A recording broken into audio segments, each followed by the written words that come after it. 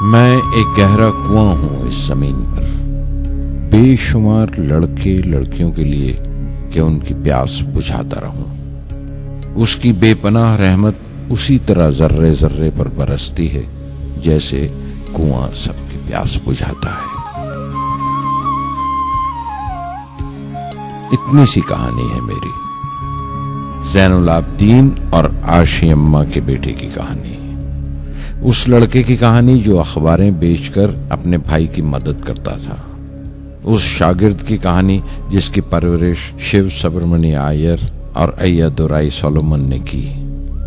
उस विद्यार्थी की कहानी जिसे पंडले मास्टर ने तालीम दी, MGK मेनन और प्रोफेसर साराभाई ने इंजीनियर की पहचान दी, जो नाकामियों और मुश्किलों में पलकर साइंसदान बना।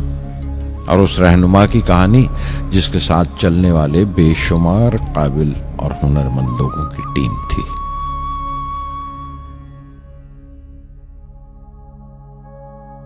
मेरी कहानी मेरे साथ खत्म हो जाएगी, क्योंकि दुनियावी मानों में मेरे पास कोई पूंजी नहीं है। मैंने कुछ हासिल नहीं किया, जमा नहीं किया। मेरे पास कुछ नहीं और कोई नहीं, न बेटा, न बेटी, न परिवार।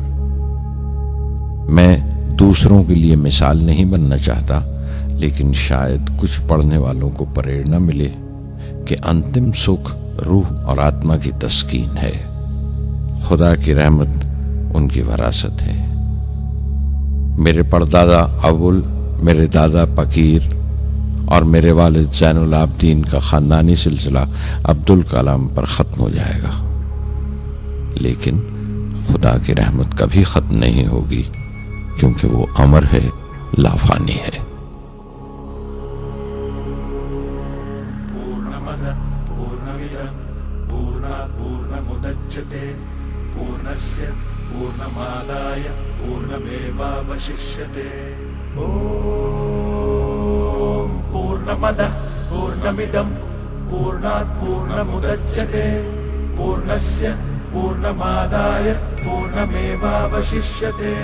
पूर्णमदः पूर्णमिदं पूर्णात् पूर्णमुदच्यते पूर्णस्य पूर्णमादाय पूर्णमेवावशिष्यते।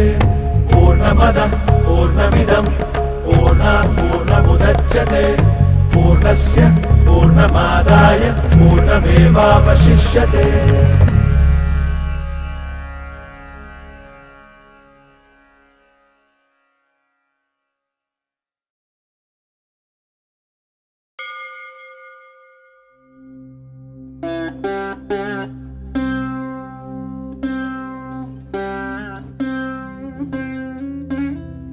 मैं शहर रामेश्वरम के एक मिडिल क्लास तमिल खानदान में पैदा हुआ।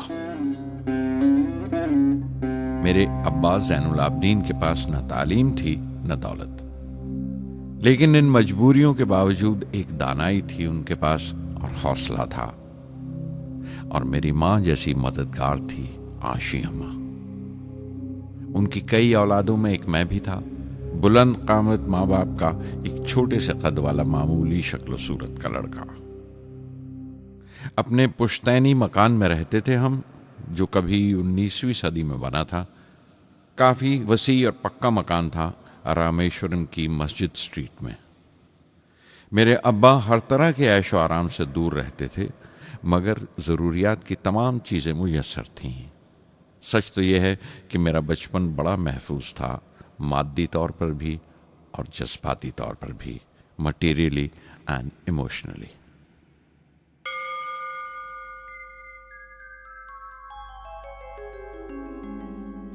रामेश्वरम का मशहूर शिव मंदिर हमारे घर से सिर्फ 10 मिनट की दूरी पर था। हमारे इलाके में ज्यादा आबादी मुसलमानों की थी, फिर भी काफी हिंदू घराने थे जो बड़े इत्तेफाक से पड़ोस में रहते थे। हमारे इलाके में एक बड़ी पुरानी मस्जिद थी, जहां मेरे अब्बा मुझे हर शाम नमाज पढ़ने के लिए ले जाया करते थे।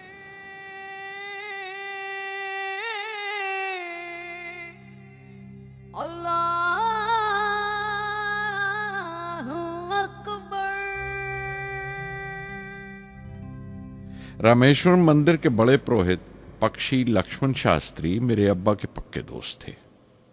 मेरी बचपन की यादों में आंकी हुई एक याद ये भी थी कि अपने अपने रवायती लिबास में बैठे हुए वो दोनों कैसे रूहानी मसलों पर देर देर तक बातें करते रहते थे। मेरे अब्बा मुश्किल से मुश्किल रूहानी मामलों को भी तमिल की आम जबान में बयान कर लिया करते थे। एक बार मुझसे कहा था, जब आफत आए तो आफत की वजह समझने की कोशिश करो, मुश्किलें हमेशा खुद को परखने का मौका देती हैं।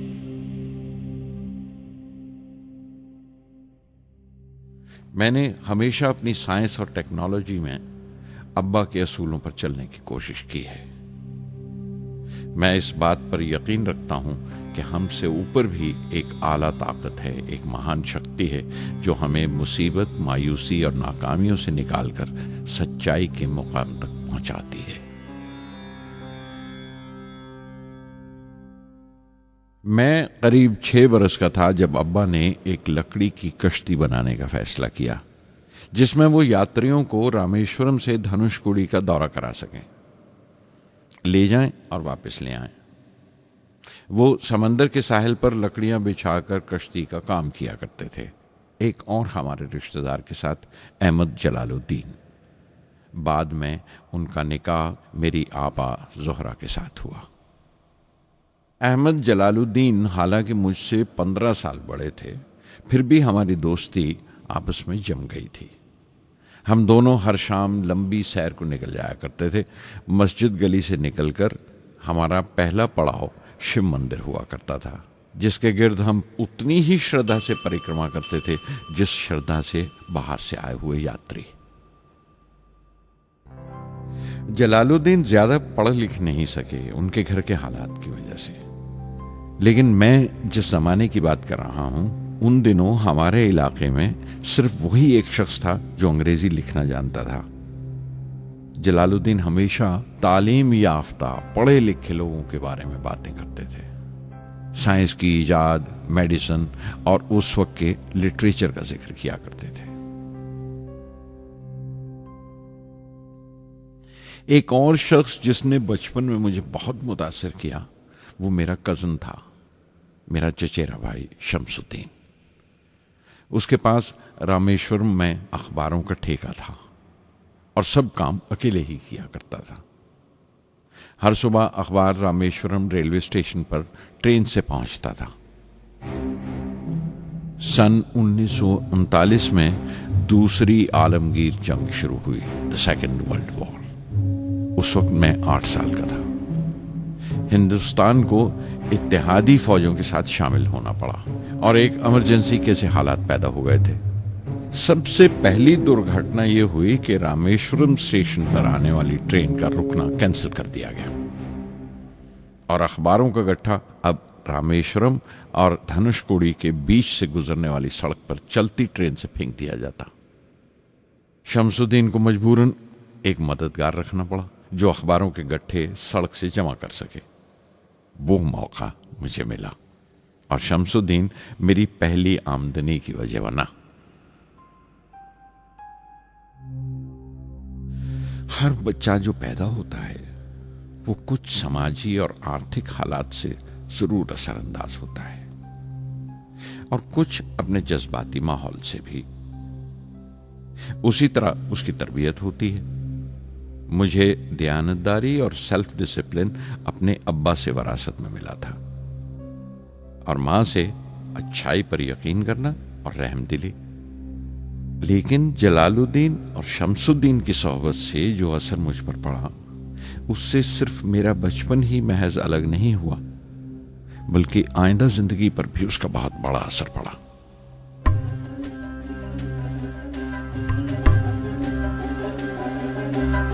தந்தை மகற்கு ஆற்றும் நன்றி அபயத்து முந்தி இருப்பச்செயல் தந்தை மகற்கு ஆற்றும் நன்றி அபயத்து முந்தி இருப்பச்செயல் இருப்பச்செயல் மகன் தந்தைக்கு ஆற்றும் உதவி இவன் தந்தை என்னோற்றான் கொள்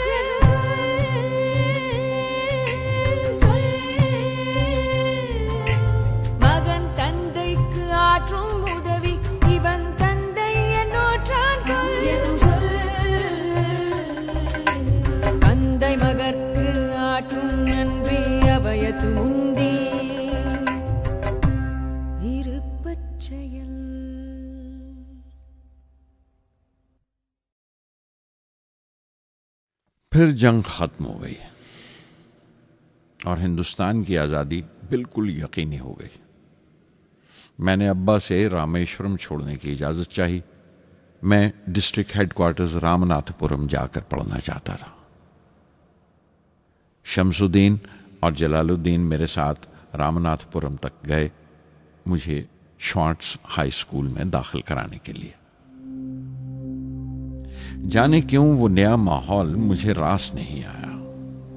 रामनाथपुरम बड़ा मसरूफ शहर था और करीब 50,000 की आबादी थी, लेकिन रामेश्वरम का सुकून और इत्मीनान कहीं नहीं था। घर बहुत याद आता था और घर लौटने का कोई मौका मैं छोड़ता नहीं था। श्वार्ट्ज हाई स्कूल में दाखिल होने के बाद एक 15 साल लड़के के तमाम शौक जो हो सकते थे मेरे अंदर जाग उठे। मेरे टीचर अय्यादुराई सोलोमन बेहतरीन रहबर थे, गाइड, उस नौजवान जहन के लिए जिसके सामने जिंदगी की बेशुमार मुमकिनात खुलने वाली थी।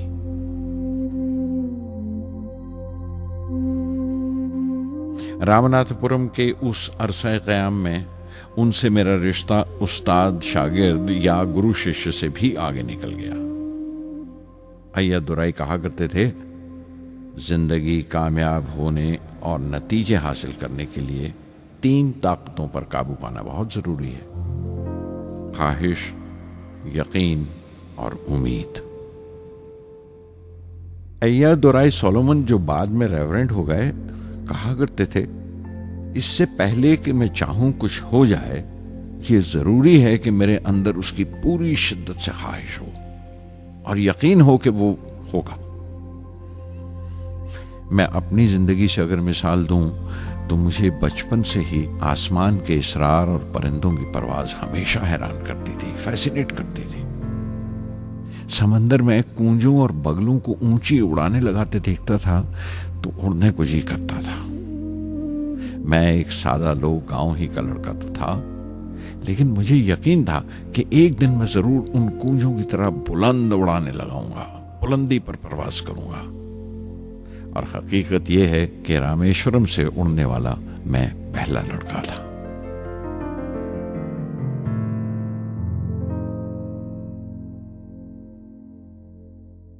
श्वार्ट्ज स्कूल में तालीम खत्म करते करते मेरे अंदर खुद एतमादी बस चुकी थी और मुझे यकीन था कि मैं जरूर कामयाबी हासिल करूंगा।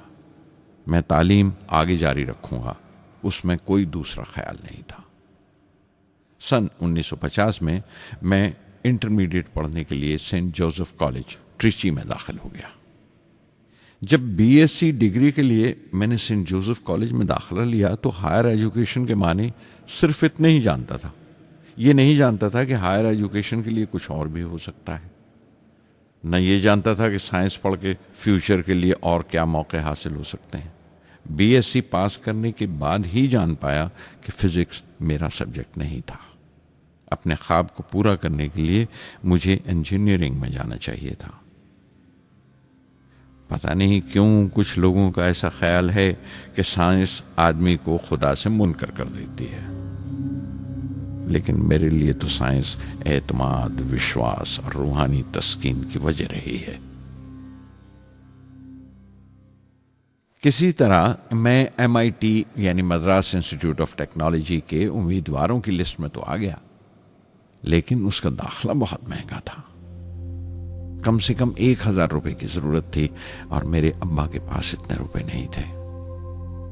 उस वक्त मेरी अक्का, मेरी आपा जोहरा ने अपने सोने के कड़े और चेन बेचकर मेरी फीस का इंतजाम किया। मुझ पर उसकी उम्मीद और यकीन देखकर मैं पसीज गया।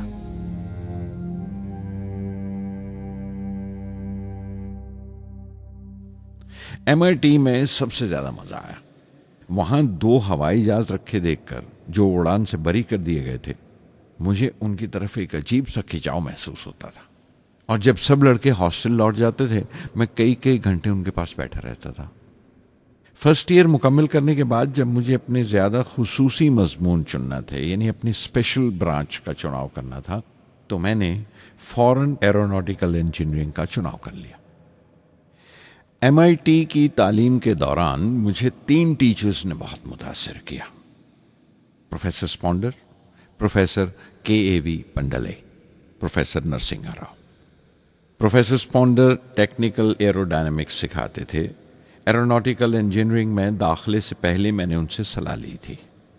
उन्होंने समझाया था कि मुझे मुस्तकबिल का फैसला करने से पहले मुस्तकबिल की मुमकिनात के बारे में नहीं सोचना चाहिए, बल्कि सोचना चाहिए एक अच्छी बुनियाद के लिए और अपने रुझान और इश्तियाक के बारे में कि उसमें कितनी शिद्दत है, मेरे एप्टीट्यूड्स और एस्पिरेशन में कितनी इंटेंसिटी है। मैं खुद भी होने वाले इंजीनियरिंग स्टूडेंट्स से कहना चाहता हूं कि जब वो अपना स्पेशलाइजेशन का चुनाव करें तो ये देखें कि उनमें कितना शौक है, कितना उत्साह है और लगन है उस शोबे में जाने के लिए। प्रोफेसर KAV पंडले ने मुझे एरोस्ट्रक्चर डिज़ाइन सिखाया और उसका तज्जिया भी, विश्लेषण, एनालिसिस भी। वो बड़े खुशदिल और दोस्त टीचर थे और हर साल कोई ना कोई नया तरीका, नया नजरिया लेकर आते थे कोर्स में। प्रोफेसर नरसिंह राव मैथमेटिशियन थे। वो एरोडायनेमिक्स की थ्योरी सिखाया करते थे।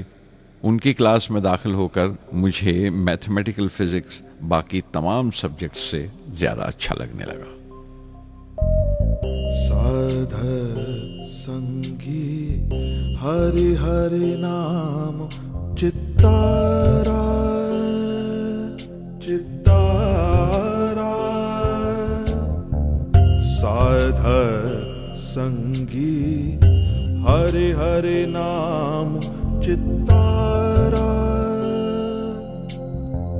सहजी अनंतु होवे दिनु राति, अंकुर भलो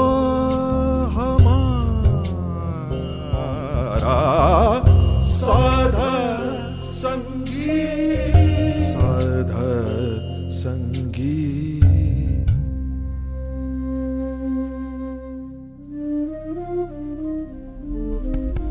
गुरुपुरा भेटियो बड़ भागी, गुरुपुरा भेटियो बड़ भागी, जाको अंतु न परवारा, अंतु न परवारा, नानक सरनी गही स्वामी की, पुनः पुनः नमस्कार, साध संगी, साध संगी।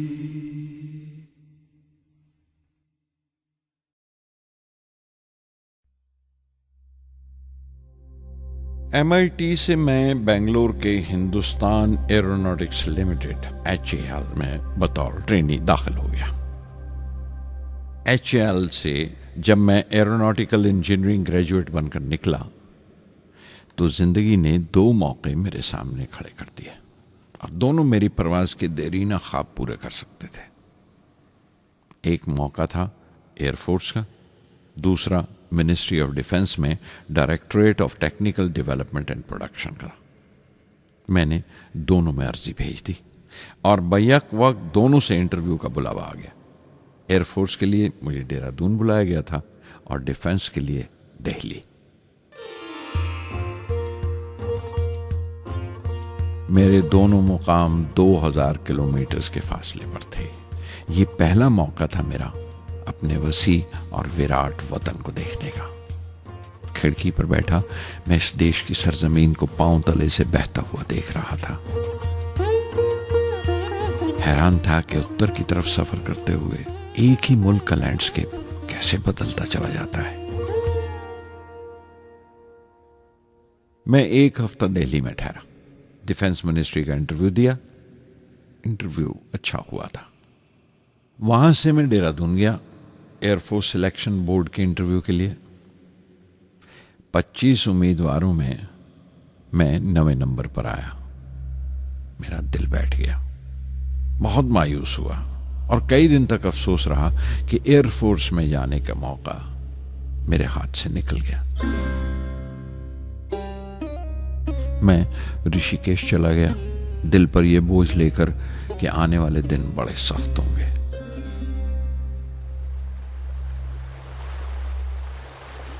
गंगा में स्नान किया और फिर चलता हुआ पास की पहाड़ी पर शिवानंद आश्रम तक पहुंच गया। स्वामी शिवानंद से भेंट हुई। देखने में बिल्कुल गौतम बुद्ध लगते थे, सफेद दूधिया धोती और पांव में लकड़ी की खड़ाऊं। उनकी बच्चों सी मासूम मुस्कान और सादा दिली देखकर बहुत प्रभावित हुआ मैंने बताया उन्हें कैसे मैं इंडियन एयरफोर्स में भर्ती होने से रह गया और मेरी कितनी शदीद ख्वाहिश थी आसमानों में उड़ने की, परवास करने की। वो मुस्कुरा दिए और बोले, ख्वाहिश अगर दिलो जान से निकली हो, वो पवित्र हो और उसमें शिद्दत हो, तो उसमें कमाल की एक इलेक्ट्रोमैग्नेटिक एनर्जी होती है, एक बरकी मकनातीसी ताकत होती है। दिमाग जब सोता है तो वो एनर्जी रात की खामोशी में बाहर निकल जाती है और सुबह कायनात ब्रह्मांड से सितारों की गति रफ्तार को अपने साथ समेटकर दिमाग में लौट आती है। इसीलिए जो सोचा है उसकी सृष्टि अवश्य है, वो तख्लीक होगा। तुम विश्वास करो इस अजली बंधन पर, इस वचन पर कि सूरज फिर लौटेगा, बाहर फिर से आएगी। मैं दिल्ली लौट आया, डिफेंस से अपना इंटरव्यू का नतीजा दरियाफ्त किया। जवाब में मुझे अपॉइंटमेंट लेटर थमा दिया गया और अगले दिन से सीनियर साइंटिफिक असिस्टेंट मुकर्रर कर दिया गया 250 रुपए की माहाना तनख्वाह पर। 3 साल गुजर गए। उन्हीं दिनों बेंगलोर में एरोनॉटिकल डेवलपमेंट एस्टेब्लिशमेंट ADE का एक नया महकमा खुला और मुझे वहां पोस्ट कर दिया गया। बेंगलोर कानपुर से बिल्कुल मुख्तलिफ शहर था। मैं अपने डायरेक्टरेट की पोस्टिंग का पहला साल वहां गुजार चुका था। दरअसल हमारे देश में ये एक अजीब तरीका है, एक अजीब सा ढंग है अपने लोगों को हद दर्जा तक निचोड़ लेने का, जो हमारे लोगों को इंतहा पसंद बना देता है। शायद इसलिए कि सदियों इस देश ने गैर मुल्की तहजीबों के जख्म भी खाए हैं और उन्हें अपने दामन में जगह भी दी है। अलग अलग हुक्मरानों से वफा करते करते हम अपनी हैसियत, अपनी यकताई खो बैठे हैं। बल्कि हमने एक और ही किस्म की खूबी पैदा कर ली है कि एक ही वक्त में रहम दिल भी हैं और बेरहम भी, हसास भी हैं और बेहिस भी। जितने गहरे हैं उतने ही सतही। ऊपर से देखो तो हम बड़े खुश रंग और खूबरू नजर आते हैं, लेकिन कोई गौर से देखे तो अपने हुक्मरानों की एक बेढब नकल से ज्यादा कुछ नहीं है। मैंने कानपुर में कल्ले में दबाए हुए पान वाले नवाब वाजिद अली शाह के नकलची बहुत देखे और बेंगलोर में फिरंगियों के अंदाज में कुत्ते की जंजीर थामे टहलते हुए साहिबों की कमी नहीं थी। बेंगलोर में रहकर मैं रामेश्वरम के सुकून और गहरे शांत वातावरण के लिए तरसता था।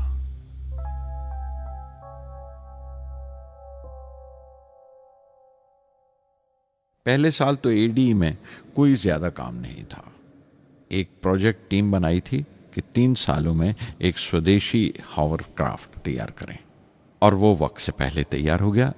नंदी उसका नाम रखा गया, शिव की सवारी के आधार पर। उसका डिजाइन हमारी उम्मीद से ज्यादा अच्छा था, लेकिन मैं सख्त मायूस हुआ जब आपसी कंट्रोवर्सीज की बिना पर सारा प्रोजेक्ट बालाए ताक रख दिया गया, बंद कर दिया गया। Professor MGK Menon, Tata institute of fundamental research के डायरेक्टर, एक रोज अचानक ही हमारी जांच पड़ताल को आ पहुंचे।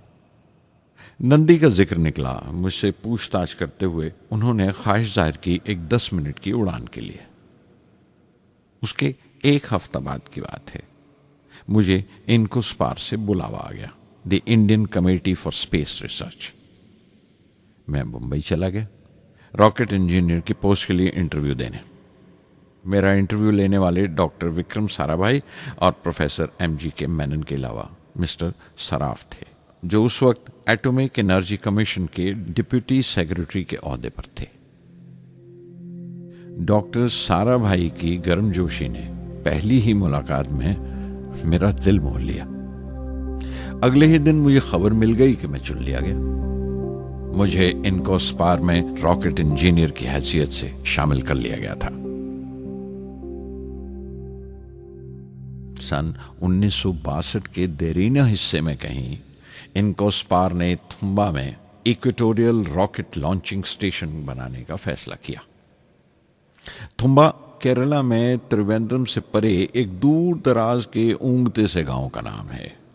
हिंदुस्तान में यह मॉडर्न रॉकेट बेस्ड रिसर्च की एक दबी सी इब्तदा थी, हल्की सी शुरुआत। उसके फौरन बाद ही मुझे 6 माह के लिए अमेरिका भेज दिया गया, नासा में रॉकेट लॉन्चिंग की ट्रेनिंग के लिए।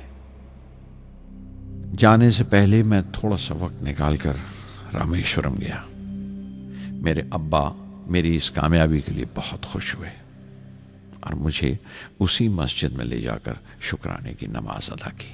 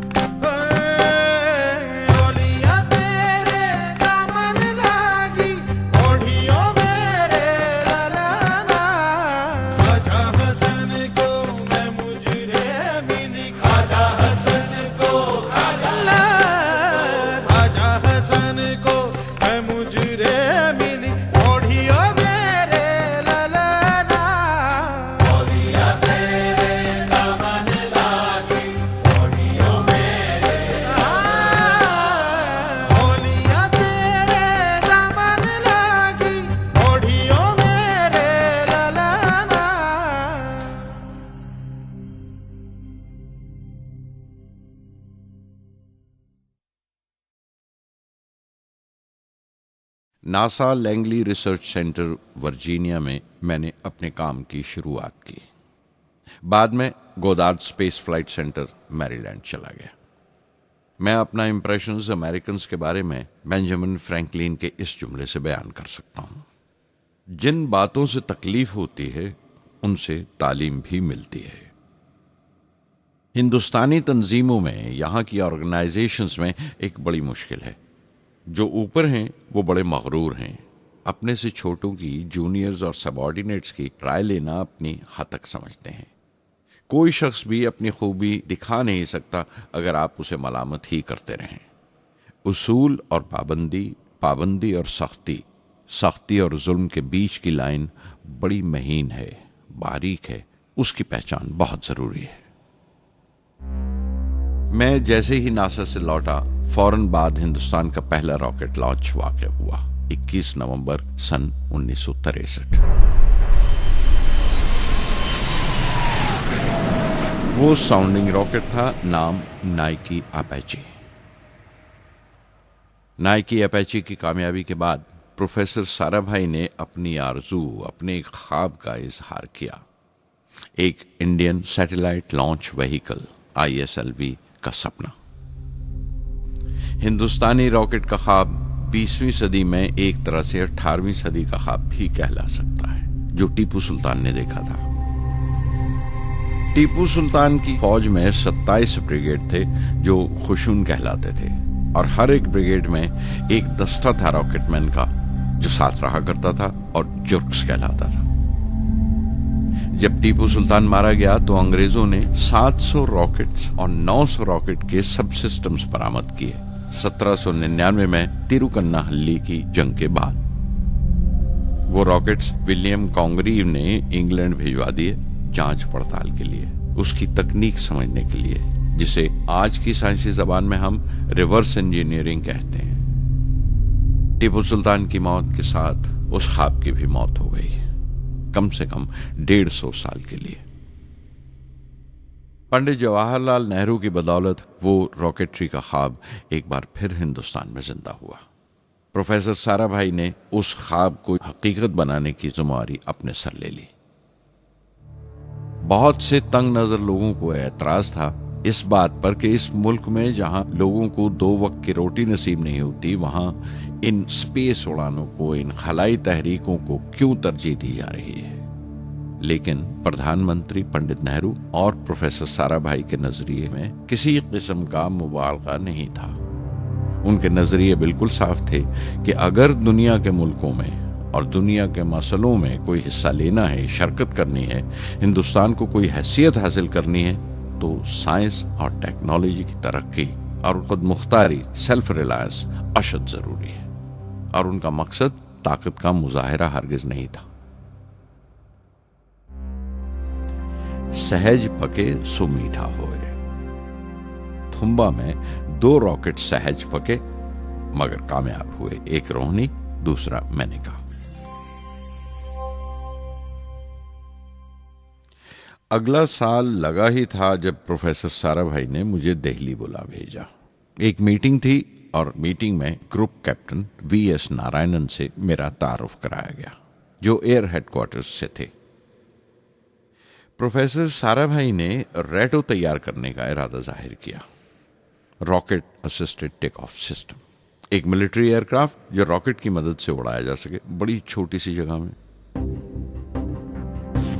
शाम तक यह खबर भी आम हो गई कि हिंदुस्तान एक खुद साख्ता मिलिट्री एयरक्राफ्ट तैयार कर रहा है और मैं उस प्रोजेक्ट का मुख्तार हूं, जिम्मेदार हूं।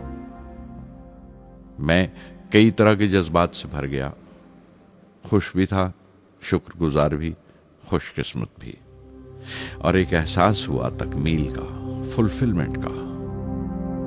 19वीं सदी के एक शायर की ये सतरें बहुत याद आई।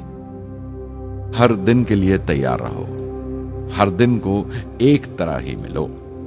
जब ओखली हो बर्दाश्त करो, जब दस्ता हो तो वार करो। रेटो पे काम करते हुए 2 अहम वाकयात हुए। पहला तो यह था कि अपने देश में पहली बार स्पेस रिसर्च का 10 साला प्रोग्राम तैयार हुआ, जिसके ऑथर थे प्रोफेसर साराभाई। मेरे लिए वो एक ऐसा रोमानी मैनिफेस्टो था जैसे स्पेस से इश्क करने वाले किसी शायर की रोमानी नज्म हो, जैसे कोई अपने देश के आसमान से इश्क करने लगा हो। और दूसरा वाकया मिनिस्ट्री ऑफ डिफेंस में मिसाइल पैनल का तैयार होना। नारायणन और मैं, हम दोनों उस पैनल के मेंबर थे। उस वक्त तक भविष्य की आने वाली SLV सैटेलाइट लॉन्च व्हीकल का नाक नक्शा भी तैयार हो चुका था। प्रोफेसर साराभाई अपने देरीना ख्वाब को ताबीर देने के लिए कुछ और साथियों का चुनाव कर चुके थे। मैं खुद को खुशकिस्मत समझता हूं कि मुझे उस प्रोजेक्ट का लीडर चुना गया। उस पर प्रोफेसर साराभाई ने मुझे एक और जिम्मेदारी भी सौंपी कि लॉन्च की 4थी स्टेज मैं ही डिजाइन करूं। यह मामूल था, मेरा आदत थी कि हर मिसाइल पैनल की मीटिंग के बाद मैं जाकर प्रोफेसर साराभाई को पूरी तफसील, पूरी रिपोर्ट देता था। दिल्ली में ऐसी ही एक मीटिंग के बाद 23 दिसंबर 1971 को मैं त्रिवेंद्रम लौट रहा था और उस दिन प्रोफेसर साराभाई थुम्बा में SLV का मुआयना करने गए हुए थे। दिल्ली एयरपोर्ट के लाउंज से मैंने उन्हें फोन किया, पैनल मीटिंग की तफसील बताई।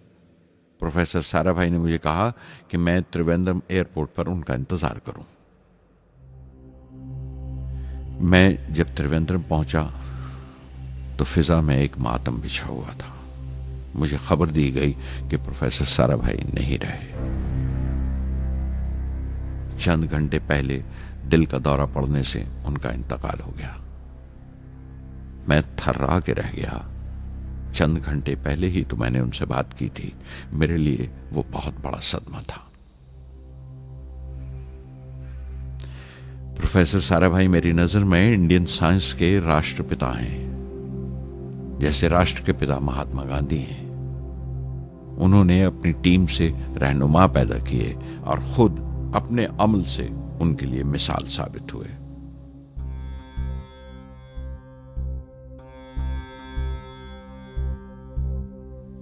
నానాటి బతుకు నాటకము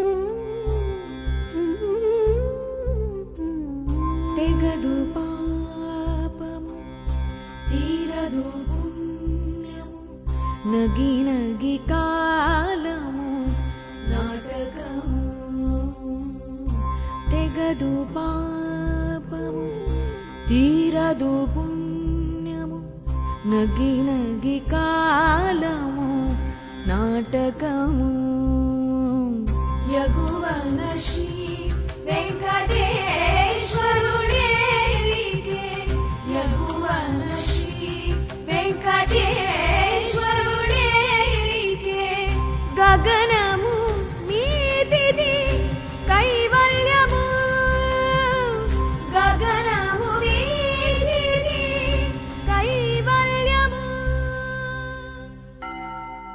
కైవల్యము.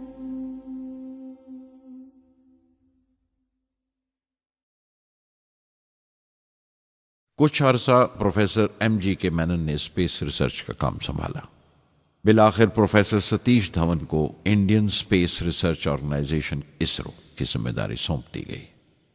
तुम्बा का पूरा कॉम्प्लेक्स एक बड़े पैमाने पर स्पेस सेंटर बना दिया गया और Vikram Sarabhai space centre VSSC का नाम दिया गया।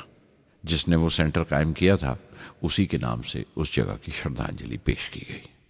मशहूर मेटलर्जिस्ट डॉक्टर ब्रह्म प्रकाश VSSC के पहले डायरेक्टर मुकर्रर हुए। कोई भी शख्स अपनी जिम्मेवारी में तभी कामयाब हो सकता है अगर वो बारसूख हो, मोतबर हो और अपने फैसलों के लिए उसे सही हद तक आजादी हो। शायद निजी जिंदगी में भी तसल्ली का यही एक रास्ता है। आजादी और जिम्मेवारी एक साथ हो, तभी वो तस्कीन और खुशी का बायस हो सकती है। और जाती आजादी हासिल करने के लिए मैं 2 रास्ते तजवीज कर सकता था जो मैंने इख्तियार किए। पहला तो ये कि अपनी तालीम और तरबियत को बढ़ावा दो। इल्म, नॉलेज बड़ा कारआमद हथियार है, बहुत काम आता है। इल्म जितना ज्यादा होगा उतनी ज्यादा आजादी के हकदार होगे। इल्म वो पूंजी है जो कोई छीन नहीं सकता। टीम की रहनुमाई तभी मुमकिन है अगर आपकी जानकारी मुकम्मल हो, अप टू डेट हो। कामयाब रहनुमा बनने के लिए जरूरी है कि दिन का काम जब खत्म हो आप पिछले काम का जायजा लें, अगले दिन के काम की तैयारी करें। दूसरा तरीका यह है कि अपने काम को अपना फख्र समझें, गर्व समझें और जरूरी है कि अपने अंदर की शक्ति की सही जानकारी हो। जो करो उस पर यकीन रखो या जिस पर यकीन हो वही करो, वरना दूसरों के ईमान का शिकार बनते रहोगे। SLV प्रोजेक्ट के पहले 3 सालों में साइंस के बहुत से नए नए इसरार खुले और आहिस्ता आहिस्ता साइंस और टेक्नोलॉजी का फर्क समझ आने लगा। रिसर्च और अमल, डेवलपमेंट का फासला पता चलने लगा। किसी भी ईजाद में गलतियां होना लाजमी है, लेकिन हर गलती कामयाबी की तरफ एक और कदम उठाती है, एक और सीढ़ी बन जाती है। किसी भी तख्लीक की तरह SLV-3 की तख्लीक भी कई दर्दनाक लम्हों से गुजरी। एक रोज जब मैं और मेरे तमाम साथी अपने कामों में पूरी तरह डूबे हुए थे, मेरे घर से एक मौत की इत्तला पहुंची। मेरे दोस्त और हमदर्द मेरे बहनोई जलालुद्दीन का इंतकाल हो गया था। कुछ देर के लिए तो मैं सुन्न होकर रह गया। मेरी आंखों में अंधेरा छा गया। थोड़ी देर बाद जब अपने चौगिरदे का एहसास हुआ तो महसूस किया जैसे मेरी हस्ती का एक हिस्सा मर गया था। रात की रात बसों में सफर करता हुआ अगली सुबह मैं रामेश्वरम पहुंचा। जोहरा को क्या तसल्ली देता और क्या सब्र देता अपनी भांजी महबूबा को जो रो रो कर हलकान हो रही थी। मेरी आंखों के सोते पहले ही सूख चुके थे। थुम्बा लौटकर बहुत दिनों तक सारा कामकाज, सारी मसरूफियत बेमानी लगने लगी। बहुत दिनों तक बहुत मलाल लगा, सब बेमानी लगता था। प्रोफेसर धवन देर देर तक हौसला देते थे। कहते SLV पर जैसे जैसे काम आगे बढ़ेगा मुझे सब्र महसूस होगा और ये मायूसी कम होते होते गुजर जाएगी। 1976 में मेरे अब्बा ज़ैनुल आबदीन 102 साल की उम्र में वहीं रामेश्वरम में इंतकाल फरमा गए। 15 पोते पोतियां छोड़कर गए थे पीछे और एक पड़पोता। दुनियावी तौर पर वो सिर्फ एक और बुजुर्ग की मौत थी। कोई बड़ा मातम नहीं हुआ, झंडा नहीं उतारा गया, न अखबारों ने स्याह हाशिए दिए, न सियासतदान थे वो, न विद्वान कोई, न कोई बड़े सरमायादार। एक सीधे सादे इंसान थे, फरिश्ता सिफत, और हर उस बात की वजह थे जो दानाई और पारसाई की राह दिखाती है।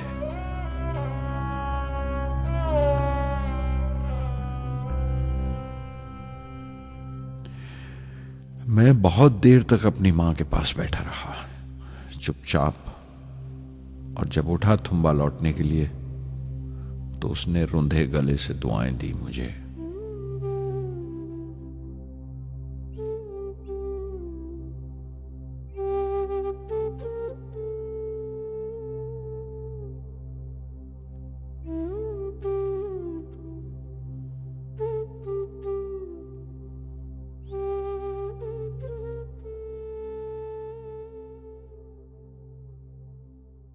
SLV-3 अपोजी रॉकेट जो फ्रांस से उड़ाई जाने वाली थी, अचानक कुछ मुश्किलों का शिकार हो गई। मुझे फौरन फ्रांस जाना पड़ा। मैं रवाना होने ही वाला था कि मेरी मां की मौत की खबर पहुंची। यके बाद दीगरे 3 मौतें हो गई मेरे घर में। उस वक्त मुझे अपने काम में पूरे ध्यान की जरूरत थी। 100% लगन से काम करने की ख्वाहिश किसी और लगन की गुंजाइश नहीं छोड़ती। मुकम्मल नीति और पूरी लगन से SLV-3 का ख्वाब 1979 के दरमियान में जाकर पूरा हुआ। हमने SLV-3 की परवाज का दिन 10 अगस्त 1979 तय किया था। 23 मीटर लंबा 4 स्टेजेस का ये रॉकेट 17 टन का वजन लेकर 7:58 पर बड़ी कजदाई से उड़ा और खला की तरफ रवाना हुआ।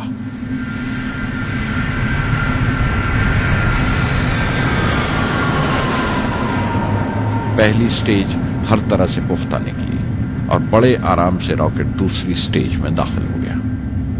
हम सब दम खुद रह गए, सांस रोके बैठे थे। हमारे बरसों का ख्वाब आसमान की तरफ सफर कर रहा था। अचानक हमारे ख्वाब में दरार आई, हमारा सुकून टूटा, हमारी खामोशी टूटी। दूसरी स्टेज काबू से बाहर होने लगी थी। 317 सेकंड के बाद परवाज टूट गई। मेरी मेहनत और उम्मीद चौथी स्टेज को साथ लेकर तमाम मलबा श्री हरिकोटा से 560 किलोमीटर दूर समंदर में जाके गिरा।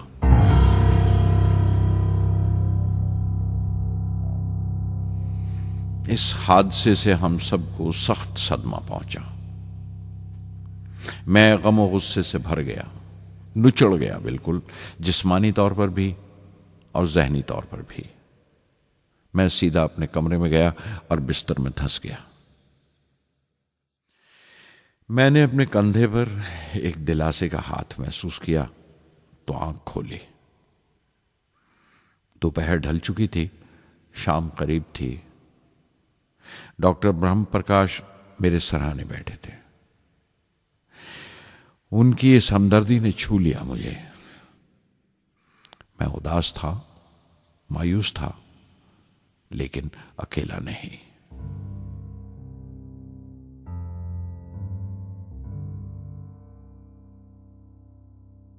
हर शख्स तकनीकी जमा तफरीक और बहस मुबासे के बाद मुतमईन हो चुका था, संतुष्ट हो चुका था, लेकिन मुझे इत्मीनान ना आया और मुसलसल बेचैन रहा। मैं बेसाख्ता खड़ा हो गया और एतराफ़ किया प्रोफेसर धवन के सामने, सर, मेरे साथियों को नाकामयाबी की वजह दरियाफ्त हो जाने से इत्मीनान हो गया, लेकिन मैं उसे काफ़ी नहीं समझता। इस मिशन के डायरेक्टर की हैसियत से इस गलती को भी मैं अपनी जिम्मेवारी समझता हूँ। SLV-3 की नाकामयाबी की जिम्मेवारी मेरी है।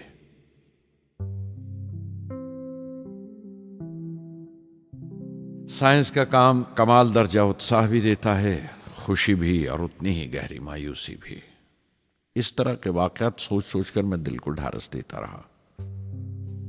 यह ख्याल कि इंसान चांद पर उतर सकता है सबसे पहले एक रूसी साइंटिस्ट ने सोचा था। उसे हकीकत बनने में 40 साल गुजर गए जब अमेरिका ने उसे पूरा किया। प्रोफेसर चंद्रशेखर ने चंद्रशेखर लिमिट का आविष्कार किया था 1930 में, जब कैम्ब्रिज में पढ़ रहे थे। लेकिन 50 साल बाद उन्हें उसी डिस्कवरी पर नोबेल प्राइज मिला। वॉन ब्रॉन अपनी सैटर्न लॉन्च व्हीकल से आदमी को चांद पर उतारने से पहले कितनी सारी नाकामियों से गुजरे होंगे।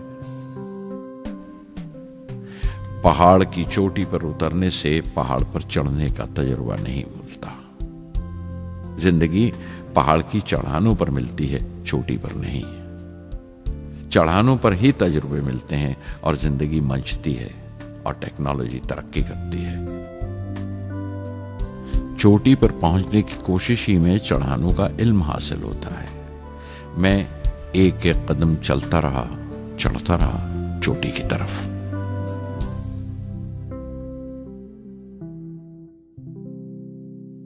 SLV-3 की उड़ान से 30 घंटा पहले 17 जुलाई 1980 के दिन अखबारों की सुर्खियां तरह तरह की राय और अंदाजों से भरी हुई थीं।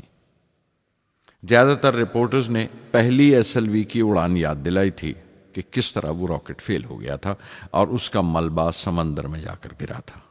कुछ लोगों ने तो देश की दूसरी खामियों का जिक्र करते हुए भी उसे SLV-3 से जोड़ दिया था। मैं जानता था कि अगले दिन का नतीजा हमारे फ्यूचर के स्पेस प्रोग्राम का फैसला करने वाला है। मुख्तसर ये कि सारी कौम की नजरें हम पर गड़ी हुई थीं। 18 जुलाई 1980 सुबह 8:03 पर हिंदुस्तान का पहला सैटेलाइट लॉन्च व्हीकल उड़ा।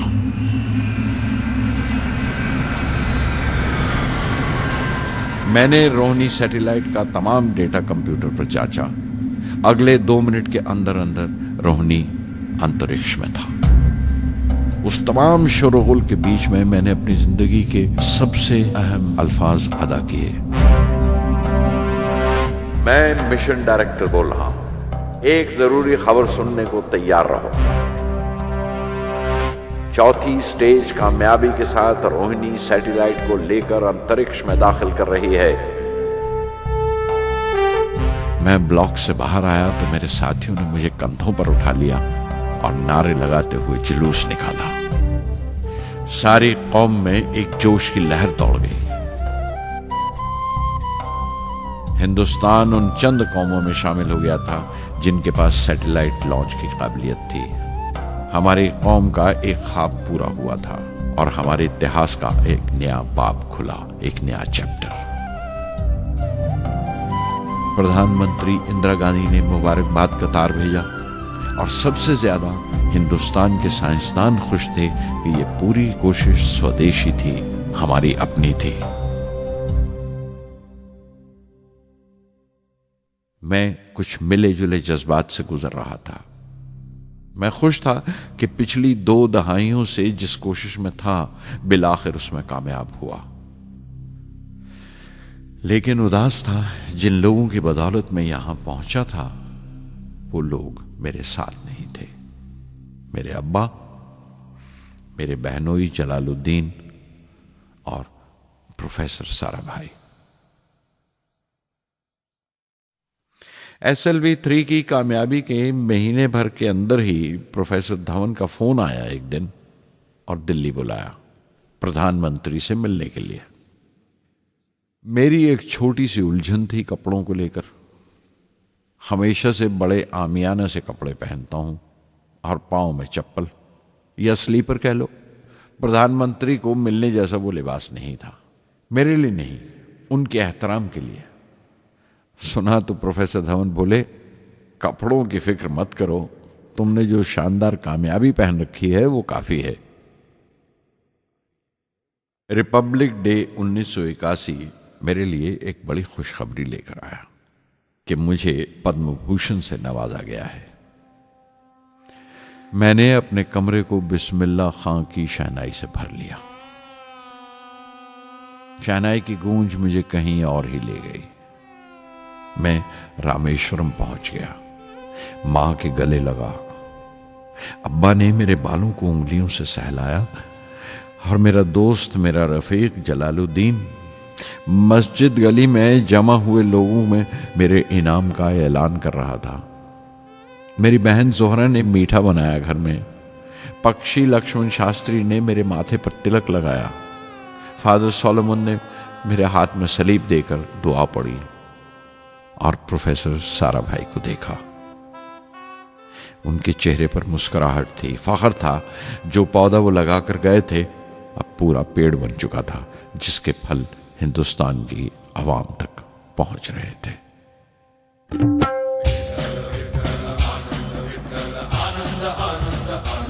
ओ आनंदाचे डोही आनंद तरंग, आनंदाचे डोही आनंद तरंग, आनंदाची अंग, आनंदाचे आनंदाची अंग, आनंदाचे आनंदाचे डोही आनंद तरंग, आनंदाचे डोही आनंद तरंग।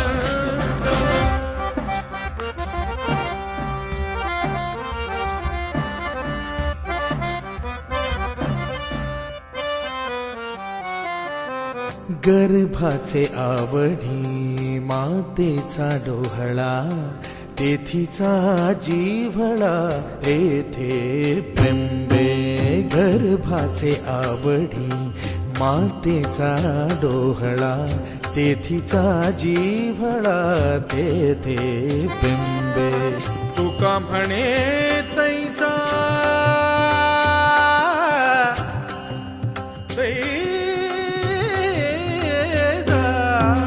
तुका म्हणे तैसा ओतलाचे ठसा, अनुभव सरीसा मुखाला।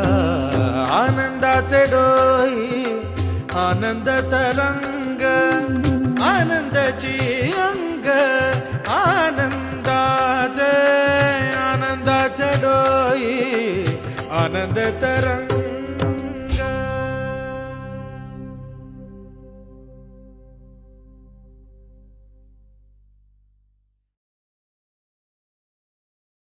पहली जून 1982 मैंने defence research and development laboratory DRDL की जिम्मेवारी संभाल ली।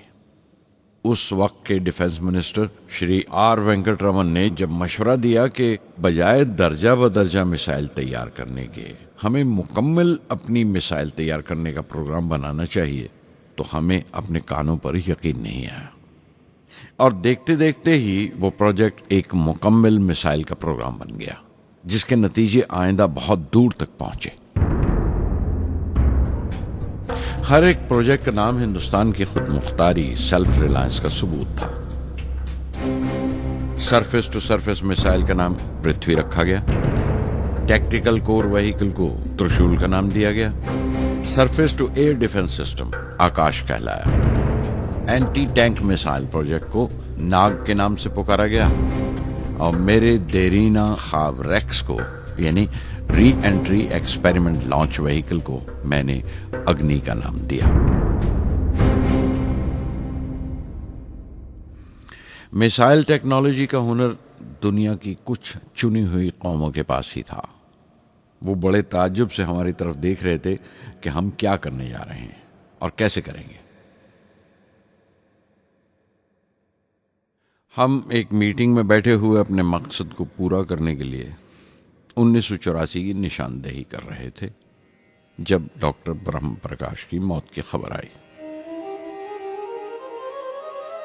मेरे लिए वो एक और सदमा था। पहली SLV की नाकामी के वक्त जिस तरह उन्होंने ढारस दी थी मुझे, वो याद करके मैं और ज्यादा गमगीन हो गया।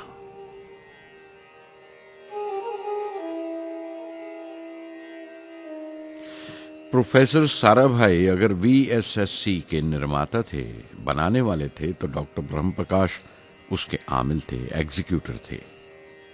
उनकी विनम्रता ने मुझे बड़ी हद तक नरम कर दिया। और मैंने अपनी तुंद मिजाजी पर काफी काबू कर लिया। उनकी हलीमी सिर्फ अपनी खूबियों तक ही महदूद नहीं थी, बल्कि अपने से छोटों को इज्जत देना भी उनकी आदत में शामिल था। उनके बर्ताव और सलूक में ये बात नजर आ जाती थी कि कोई शख्स भी खामियों से खाली नहीं है। यहाँ तक कि अफसर भी, लीडर भी, रहनुमा भी। वो बहुत बड़े दानिश्वर थे। एक कमजोर से शरीर के अंदर उनमें बच्चों की सी मासूमियत थी। मुझे वो हमेशा साइंसदानों में संत नजर आते थे।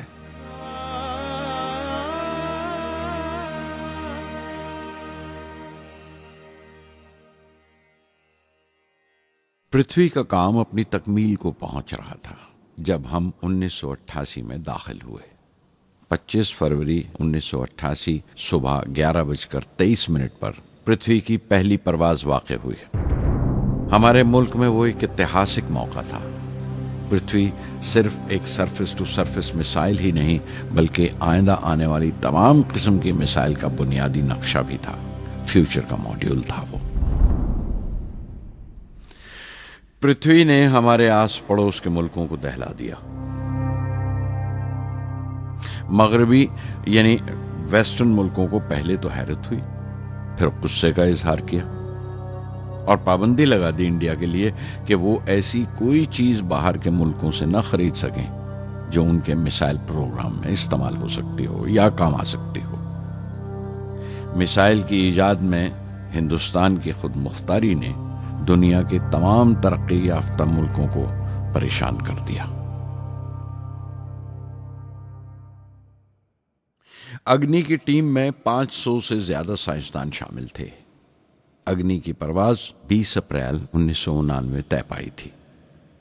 लॉन्च की तमाम तैयारियां मुकम्मल हो चुकी थीं और हिफाजत के लिए यह फैसला किया गया था कि लॉन्च के वक्त आसपास के तमाम गांव खाली करा दिए जाएं।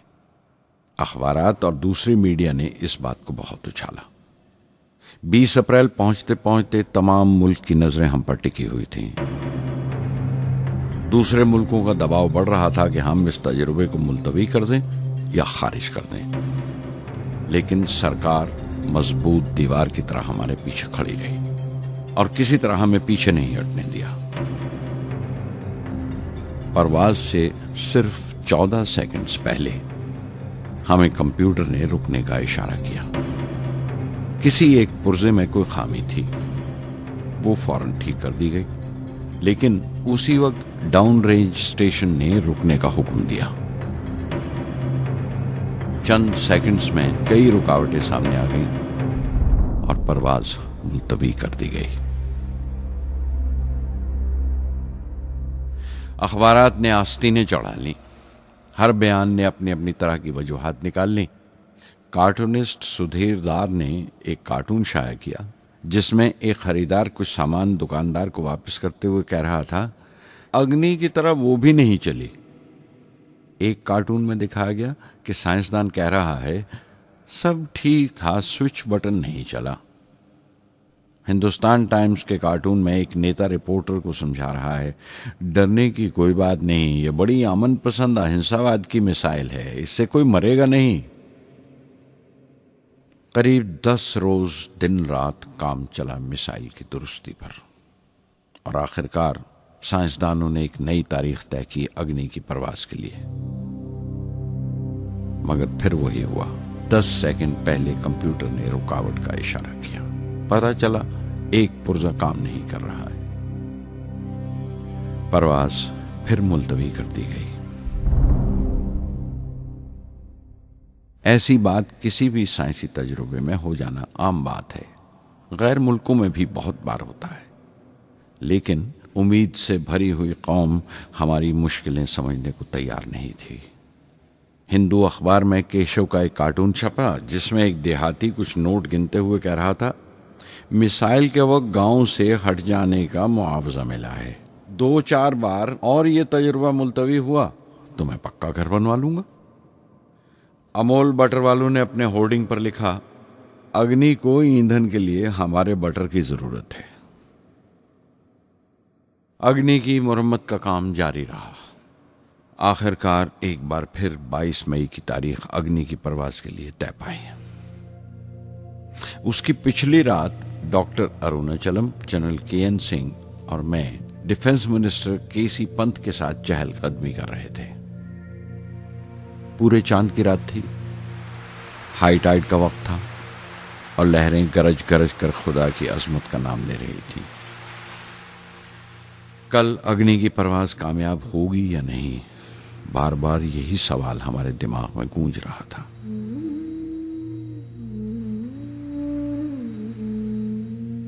डिफेंस मिनिस्टर ने एक लंबी खामोशी को तोड़ते हुए पूछा, कलाम, कल अग्नि की कामयाबी मनाने के लिए क्या चाहते हो तुम? मैं क्या चाहता था? क्या था जो नहीं था मेरे पास? अपनी खुशी के इजहार के लिए मुझे क्या करना चाहिए? और अचानक मुझे जवाब मिल गया, हम 1 लाख पेड़ों की कोंपलें लगाएंगे, मैंने कहा और उनके चेहरे पर रौनक आ गई। तुम अपनी अग्नि के लिए धरती मां का आशीर्वाद चाहते हो, बोले। कल यही होगा, उन्होंने पेशेंगोई की।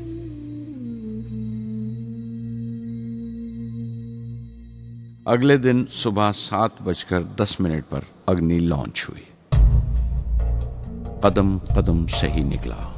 मिसाइल ने जैसे टेक्स्ट बुक याद कर लिया हो, जैसे सबक याद कर लिया था। हर सवाल का सही जवाब मिल रहा था। लगता था एक लंबे खौफनाक ख्वाब के बाद एक खूबसूरत सुबह ने आंख खोली है। 5 साल की मुशक्कत के बाद हम इस लॉन्च पैड पर पहुंचे थे। इसके पीछे 5 लंबे सालों की नाकामयाबी, कोशिशें और इम्तिहान खड़े थे। इस कोशिश को रोक देने के लिए हिंदुस्तान ने हर तरह के दबाव बर्दाश्त किए थे, लेकिन हमने कर दिखाया जो करना था। मेरी जिंदगी का सबसे कीमती लम्हा था वो मुट्ठी भर सेकंड्स, 600 सेकंड की वो परवाज जिसने हमारी बरसों की थकान दूर कर दी, बरसों की मेहनत को कामयाबी का तिलक लगाया। उस रात मैंने अपनी डायरी में लिखा, अग्नि को इस नजर से मत देखो। ये सिर्फ ऊपर उठने का साधन नहीं है, न शक्ति की नुमाइश है। अग्नि एक लौ है जो हर हिंदुस्तानी के दिल में जल रही है। इसे मिसाइल मत समझो, ये कौम के माथे पर चमकता हुआ आग का सुनहरी तिलक है। स्वधर्मम् अपि चावेक्ष्य न विकम्पितुम् अर्हसि, धर्म्याद् युद्धश्रेयोऽन्यक्षत्रियस्य न विद्यते। स्वधर्मम् अपि चावेक्ष्य न विकम्पितुम् अर्हसि, धर्म्याद् युद्धश्रेयोऽन्यक्षत्रियस्य न विद्यते। अदच्चेत्त्वम् इमं धर्म्यं सङ्ग्रामं न करिष्यसि, तदस्वधर्मं कीर्तिं च हित्वा पापम् अवाप्स्यसि, हित्वा पापम् अवाप्स्यसि।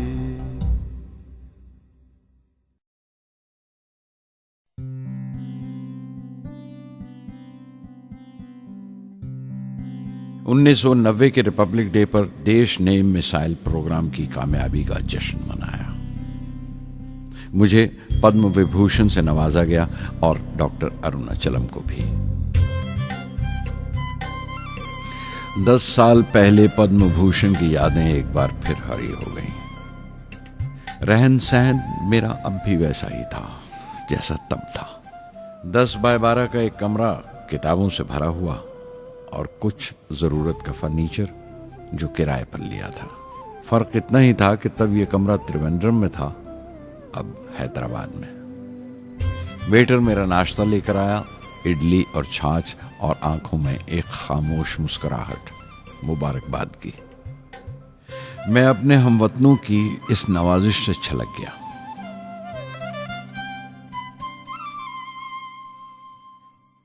मैं जानता हूं कि बहुत से साइंसदान और इंजीनियर मौका मिलते ही वतन छोड़ जाते हैं, दूसरे मुल्कों में चले जाते हैं ज्यादा रुपया कमाने के लिए, ज्यादा आमदनी के लिए। लेकिन ये आदर, मोहब्बत और इज्जत क्या कमा सकते हैं जो उन्हें अपने वतन से मिलती है। 15 अक्टूबर 1991 में 60 साल का हो गया। मुझे अपने रिटायरमेंट का इंतज़ार था। चाहता था कि गरीब बच्चों के लिए एक स्कूल खोलूं। ये वो दिन थे जब मैंने सोचा कि अपनी ज़िंदगी के तजुर्बे, मुशाहिदे और वो तमाम बातें कलमबंद करूं जो दूसरों के काम आ सकें। एक तरह से अपनी स्वाने उम्री लिखूं, अपनी जीवनी। मेरे ख्याल में मेरे वतन के नौजवानों को एक साफ नजरिए और दिशा की ज़रूरत है। तभी ये इरादा किया कि मैं उन तमाम लोगों का जिक्र करूं जिनकी बदौलत मैं ये बन सका जो मैं हूं। मकसद ये नहीं था कि मैं कुछ बड़े बड़े लोगों के नाम लूं, बल्कि ये कि कोई शख्स कितना भी छोटा क्यों ना हो, उसे हौसला नहीं छोड़ना चाहिए। मसले, मुश्किलें जिंदगी का हिस्सा हैं और तकलीफें कामयाबी की सच्चाइयां हैं। जैसा कहा है किसी ने, खुदा ने यह वादा नहीं किया कि आसमान हमेशा नीला ही रहेगा, जिंदगी भर फूलों से भरी राहें मिलेंगी। खुदा ने यह वादा नहीं किया कि सूरज है तो बादल नहीं होंगे, खुशी है तो गम नहीं, सुकून है तो दर्द नहीं होगा। मुझे ऐसा कोई गुरूर नहीं कि मेरी जिंदगी सबके लिए एक मिसाल बनेगी, मगर यह हो सकता है कि कोई मायूस बच्चा किसी गुमनाम सी जगह पर जो समाज के किसी माजूर हिस्से से ताल्लुक रखता हो, ये पढ़े और उसे चैन मिले, ये पढ़े और उसकी उम्मीद रोशन हो जाए। हो सकता है ये कुछ बच्चों को नाउमीदी से बाहर ले आए और जिसे वो मजबूरी समझते हैं वो मजबूरी ना लगे। उन्हें यकीन रहे कि वो जहां भी हैं खुदा उनके साथ है। काश हर हिंदुस्तानी के दिल में जलती हुई लौ को पर लग जाए और उस लौ की परवाज से सारा आसमान रोशन हो जाए।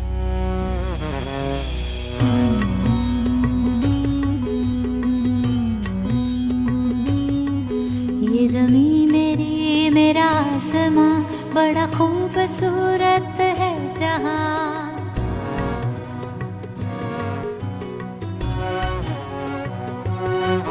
ये ज़मीं मेरी, मेरा आसमां, बड़ा खूबसूरत है जहां।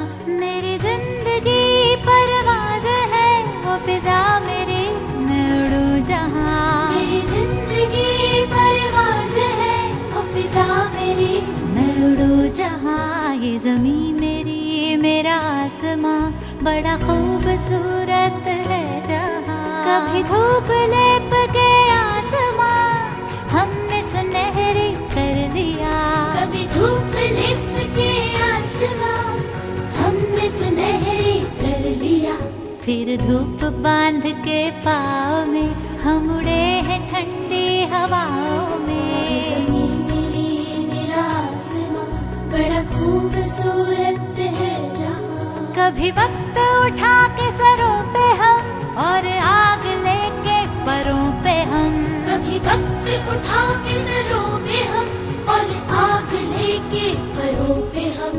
कभी छानी खाली खला कहीं, हम उड़े जहाँ पे हवा नहीं। ज़मीं मेरी, मेरा आसमां, बड़ा खूबसूरत है जहां। मेरी जिंदगी परवाज़ है, मेरी जिंदगी परवाज़ है, वो फिजा मेरी, मैं उड़ूं जहां। ये ज़मीं मेरी, मेरा आसमां, बड़ा खूबसूरत है जहां। ये ज़मीं मेरी, मेरा आसमां, बड़ा